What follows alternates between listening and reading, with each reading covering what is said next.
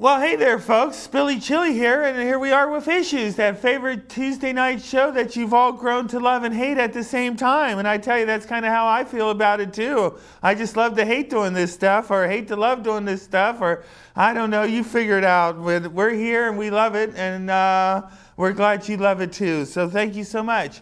Well, it's 11/11/11 and 11/11/11. And we're doing our show here at Community Television in beautiful downtown Santa Cruz today. And we're here to salute the veterans. That's right, folks. On 11/11, the 11th day of the 11th month is Veterans Day. And we had such a wonderful things to celebrate with our foreign affairs. The war in Iraq is over and the troops are coming home. And the war in Afghanistan's coming home. And I say we only had to put up about, 5,000-6,000 tombstones this time.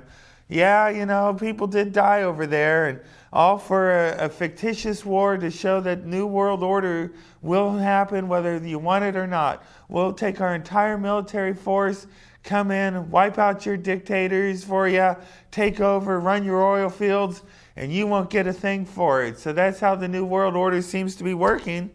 And the one guy that's blowing the whistle on us, my buddy Ahmadinejad out there in Iran, who's been saying every time he goes to the UN Council that America blew up 9/11, America blew up the towers, and all of our representatives get out and walk out on this guy while he's trying to tell the rest of the world the truth.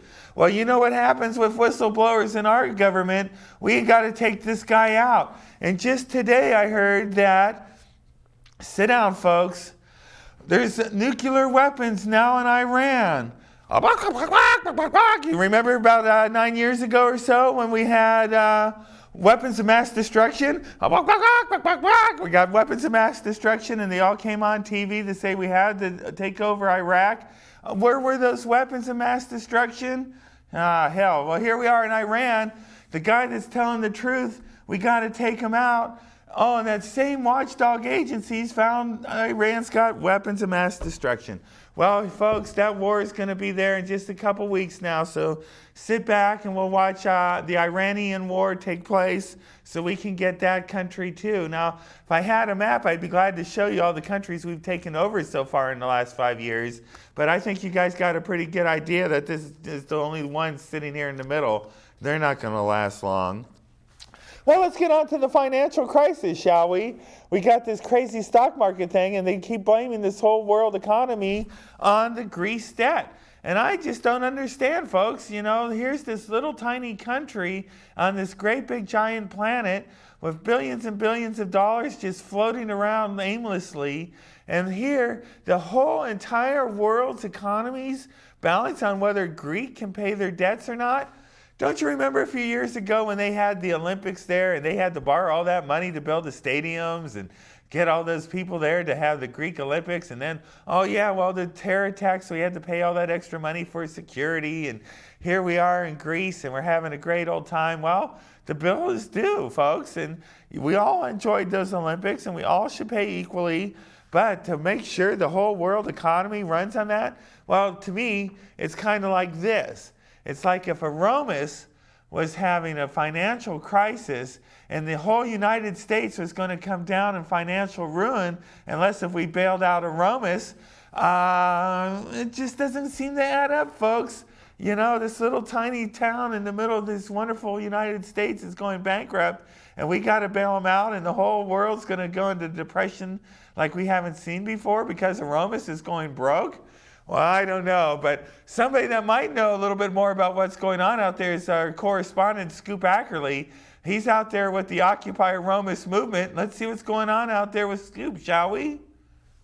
Hello, welcome to Occupy Aromas out here. And this is Scoop Ackerley, and I got the latest update on what's going down in Aromas here with the national movement of Occupy.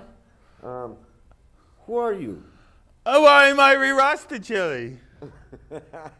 What are you doing here? Well, this is the Occupy Aromas movement, man. Can't you tell? We're out here to take the world back from the big corporations here in Aromas.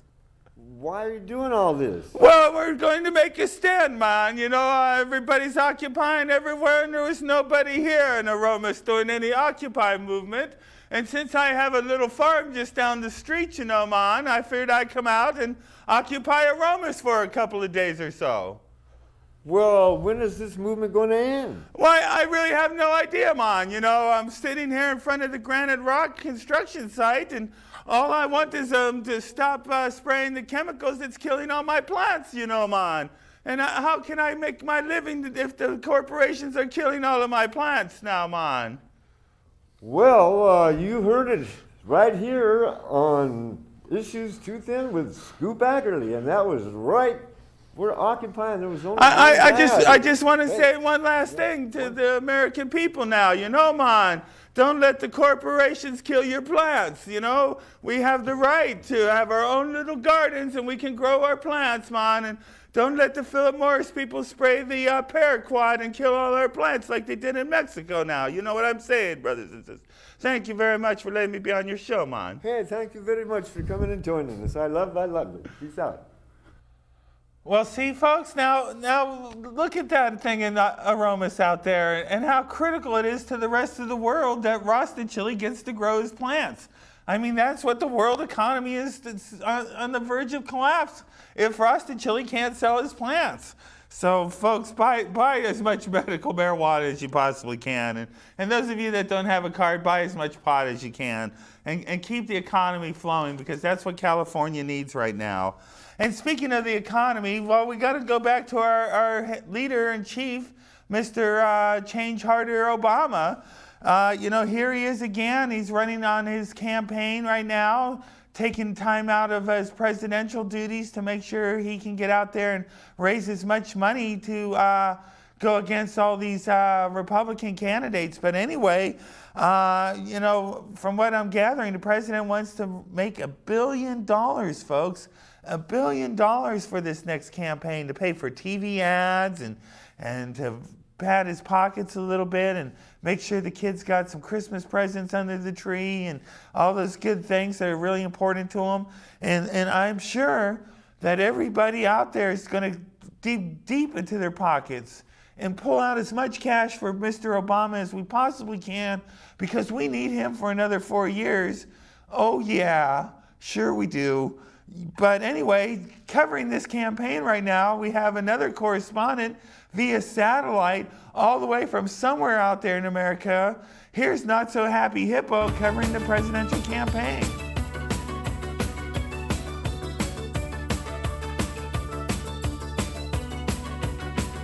Well, hello, folks. Not So Happy Hippo here, and we're on the campaign trail with the president. That's right, and here we are in Los Angeles, and we're getting ready to have a brunchin'. We're going to have this wonderful brunch with all the stars from Hollywood and stage and screen here. And I think Martin Scorsese's going to be here. And Danny Glover's going to come and hang out and be a bro with the bro. And we're going to make $200,000 today at this campaign fundraising brunch. And, oh, well, that was a very nice brunch, and we had a great time. And we're heading back off into the plane now. And we're going to go to Nebraska. Yes, right, we have a wonderful luncheon today planned in Nebraska, and we're getting in the plane, and we're going to go fly there, and here we are in Nebraska. Yes, that's right, we're here now, and here comes the president, and we're going to have lunch here, and it's $20,000 a plate, and you get to take a picture with the president, and then we get to have lunch, and, well, we're off. I guess we're heading to St. Louis next for an afternoon snacks. That's right, afternoon snacks, and here we are in St. Louis, and we're going to have $10,000 for a picture. Oh, we're off, we're gone. And now we're going to San Francisco. That's right, here we're dinner in San Francisco, $50,000 a plate. We're going to make $1 million. That's right, folks, it was a wonderful bill. We're going it's great. Well, we got to go in the plane now. We're heading back to Los Angeles. That's right, all in one day, folks. The campaign trail, we got to make $1 million. Got to make $1 million. Who's flying this crazy plane anyway to go traveling so crazy like this? Wait a minute. Is that Snoop Dogg? Snoop Dogg's flying the plane. No, my phone. Hopefully we'll make it. Vocal presence, the rocks in the booth, spitting deep to the root. The boldness, speaking the truth with no shame. Won't wait in massive amounts, beyond what we usually crush my whole frame. Vocal presence, the rocks in the booth, spit. Oh yeah, whoops, that was cool, Snoop. Anyway, back to the show. Thank you, Not So Happy Hippo, to see how well the president's doing out there on his campaign trail. And well, we got it straight from the hippo's mouth there, folks, so to speak. And anyway, getting on with that economy thing. You know, back in the day, folks, before there was Ben Bernanke, we had a gentleman named Alan Greenspan. Yes, folks, this man was in charge of the Federal Reserve and set all the, dominoes in place for the great collapse that we're experiencing now. That's right, this is the guy that put them all into place. And you know, he was a very wise man. He could sit there and talk to the Senate committees for hours and tell them absolutely nothing with words that nobody ever heard of before. And everybody would be taking a nap by the time the guy was done. And that's how we knew how the economy was going. But in reality, this guy was pretty smart. You know how he judged the economy and how well we were doing? It was called the UPI, folks. That's right. When people had to run out and buy new underwears, they would keep track of how many pairs of underwears were sold at Sears.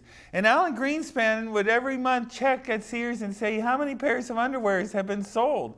And when times were tough, people couldn't buy new underwears and that they had to wear their old underwears.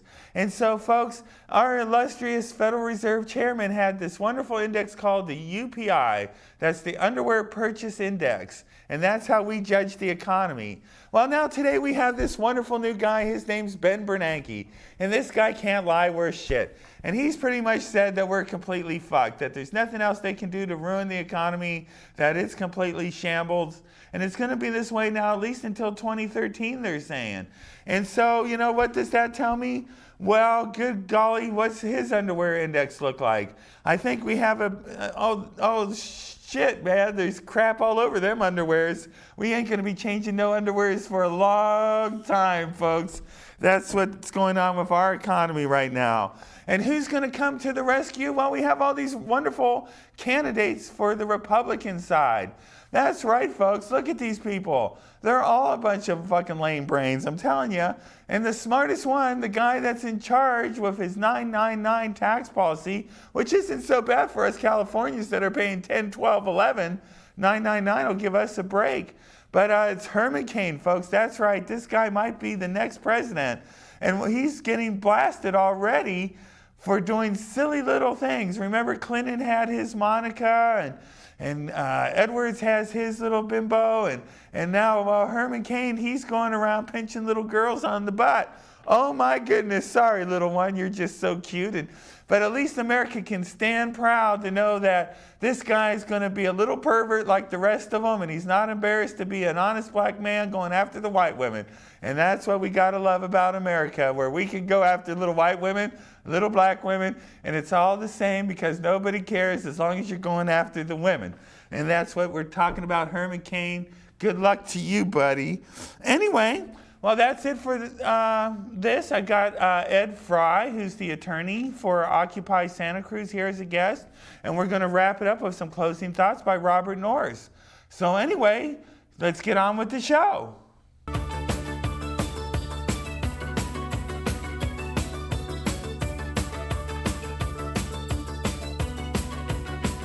Well, folks, here we are again, and we're here to talk about Occupy Santa Cruz and what's going on. And with me, I have a very, very special guest, Mr. Ed Fry. Ed, thank you so much for taking time out of your schedule to be with us. Thanks for asking me. Ed's an attorney and a wonderful citizen of Santa Cruz County, and he's out there representing them. And Ed, why don't you take a second and tell the folks at home a little bit about yourself? Oh, where do I start? I guess I've been a lawyer for 43 years and been in Santa Cruz County for about 27 years. And I've done mostly civil litigation up until a couple of years ago, and then I got started working on homeless issues and sort of got to do a lot of work there, and we're still doing a lot of work. What did you want? We got stuck by the county with a state misdemeanor statute called unlawful lodging last summer when we had our protest. Peace Camp, wasn't that? Peace Camp started July the 4th, 2010. and it lasted about 90 days before they shut us down. So we got stuck on that. My client and I got sentenced to 6 months in jail for sleeping in front of the courthouse. You know, so. And so then that was just for camping out in front of City Hall during the City Hall the and the Peace Camp county movement. and the county courthouse, yeah. And you were the only two arrested for that? No, there were others too, but they got community service or minor fines, They whatever. took a plea deal or Yeah, something to get off easy? Yeah, but my client and I were pretty defiant, and they didn't go for that defiance, you know. so. Right. Well, more power to you for being defiant. Now, here we are with Occupy Santa Cruz, which is turning into kind of a peace camp, but the goal was kind of outset different, or is it pretty much the same thing? No, it's the emphasis here is on freedom of speech rather than homeless rights to sleep. Although that's part of it because of the Occupy, you know, we had all those tents, we got all those people out there It's sleeping. turning into it. And they're getting the same kind of tickets that we got, misdemeanors, unlawful lodging. The ones down on the benchlands, which is San Lorenzo Park city property, they're subject only to the infraction ordinances, camping ban, so-called. Right. Whereas up on the county grounds, we have now some campers up on county grounds, Right. and they're going to be, they're getting exposed to charges for unlawful lodging, which is a misdemeanor, up to 6 months in jail, that potentially. So what's going on now with the Occupy Santa Cruz movement? And I guess everybody's getting shut down, and we all know about the mess in Oakland. And now they're trying to shut down the one here. Where are we with all that? Well, the local authorities have, you know, done a lot of stuff that they don't quite know what to do. They don't quite know how to react. So they've tried a lot of different things already. And the current ploy is to, they've sued us for a preliminary injunction to enjoin us from using the benchlands. So that's coming up for hearing on the 16th of this month, November. And we'll have to answer that in court or not, depending on what we decide to do. We're having a meeting this afternoon to talk about how to react. We may not make a decision until the end of the weekend, Right. exactly how to respond to it. We may end up ignoring it. We may end up removing the whole case to federal court. You never know what Well, would we're that gonna be do. beneficial for the cause if it actually made it into a federal court, or do you think it would be detrimental? Well, if we could get Judge Fogel in San Jose, he's the best judge in the country, trial judge.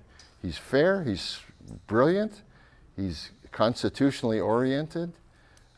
These judges here are afraid to read the Constitution. Right. These local right. judges, it's pathetic. No, it's quite biased indeed here. It Even though really they is. take an oath to uphold the Constitution, they don't dare read it or interpret it or apply it. Indeed. well, Ed, tell me then, where do we go from here? What's the game plan? Stay where we are, possibly move up to the county grounds. A lot of people already have.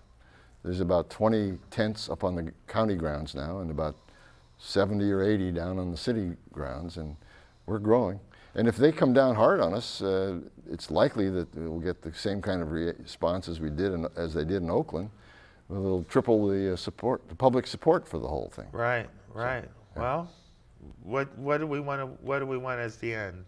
How does this end? Well, there's no end to the Occupy movement. It's going to go on. We're here to stay, and we're not going to move. And if they move us physically, we'll just come back. You know, we'll keep coming back because things are way too dysfunctional, and we've got to take strong action. We're in the process of deciding what demands we want to make, and because eventually the public are going to become a little impatient with. We've been focusing on household items, like trash and who's getting the tents and taking care of the whole physical infrastructure of the camp, and also with the legal tax from the city and the county. But eventually, we're going to have to start making noise about what kind of changes we want. Somebody's got to say something about does the corporations have to kick down some housing? Do we need what do we want to get out of this movement? Do we need to stop the banks from foreclosing. I mean, there's Yeah. a lot of issues in charge in this whole Occupy thing. I think there's a lot of things that people are pissed off about, Yeah. but nobody's saying this is what we want. Well, Stop yeah. the Bank of America foreclosing. You had the moratorium for a year, now that's off. Foreclosures have tripled. I mean, we gotta say, stop this. This is what we want. And I haven't seen that out of any of these movements, unfortunately. Yeah. Well, I think what I'm going to advocate is we do a long-term change in the government process, like how we run elections, how we finance elections, whether or not we can hold our public officials accountable in public, bring them forward every 30 days on television, across the table from a citizen to answer our questions. And third, open government, so that every time an elected office holder meets with anybody about public business, the public should be there. There should be cameras there. It should all be archived and recorded and put up on the internet for everyone, every citizen's examination of what's going on. Very good. Yeah. Well, Ed, I wish you nothing but the best out there, and everybody that's out there, you know, they're all dear and to my heart. And I went out there a few times to talk with them, and just a bunch of great people trying to do some incredible stuff. I just wish them nothing but the best in you and your battles. God bless you. Thanks, Sandy. Thanks All a right. lot.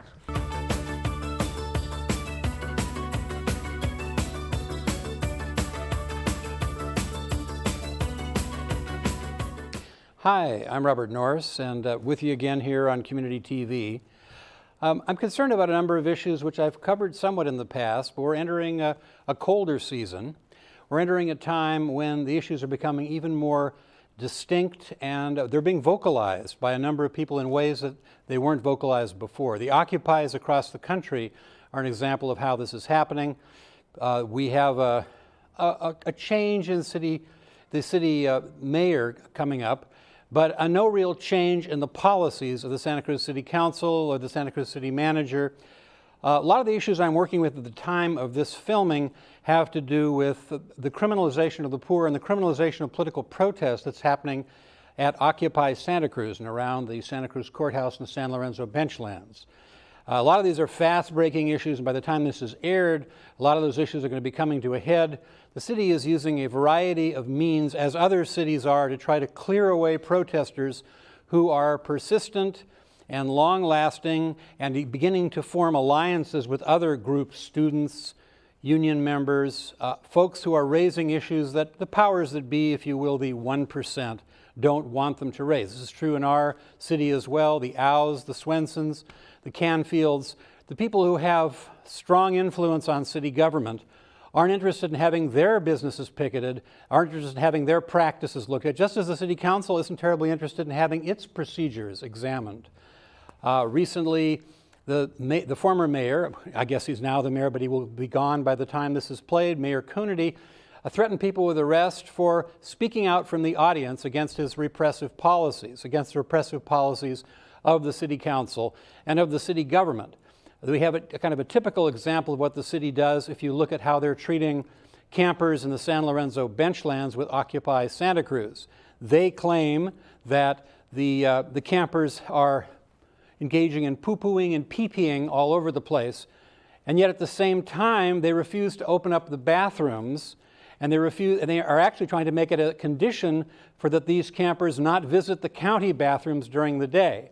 And this is a kind of an issue that most of us take for granted, the ability to use a restroom, which is really, it seems like nothing, but it is, of course, can be very, very important. And actually, it has to do with basic human dignities as well as health and safety concerns.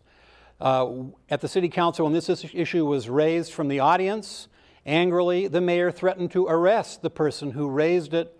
And we had hoped that this kind of threat, I had hoped, was no longer something that mayors were doing because they're suffering $150,000 costs in legal fees in a lawsuit that I, for example, am pursuing, what we call the Mock Nazi Salute lawsuit, which involved an expression of disapproval, you're acting like a bunch of fascists gesture that I made 9 years ago and the city is still pursuing.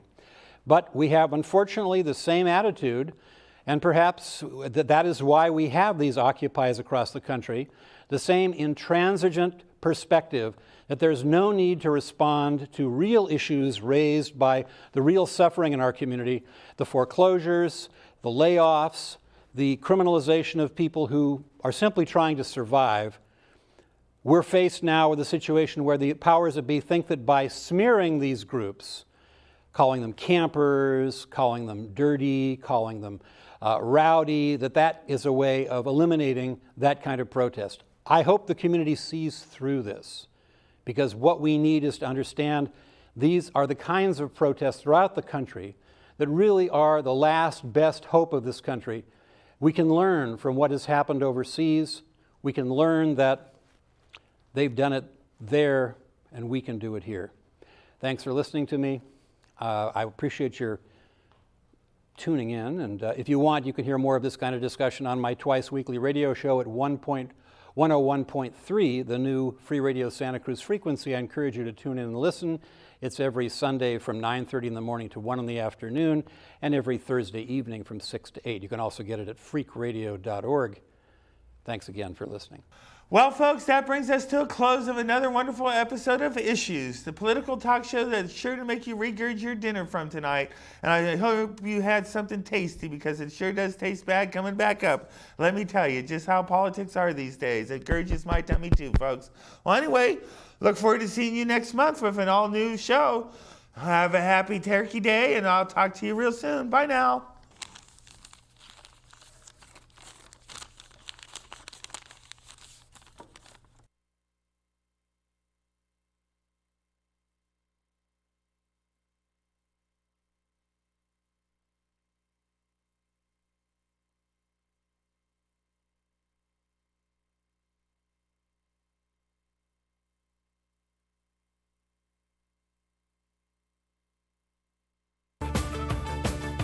Do you want to have dancing bones too? Well, it's very simple. Just visit the McClellan Wellness Center on Seabright Avenue in Santa Cruz.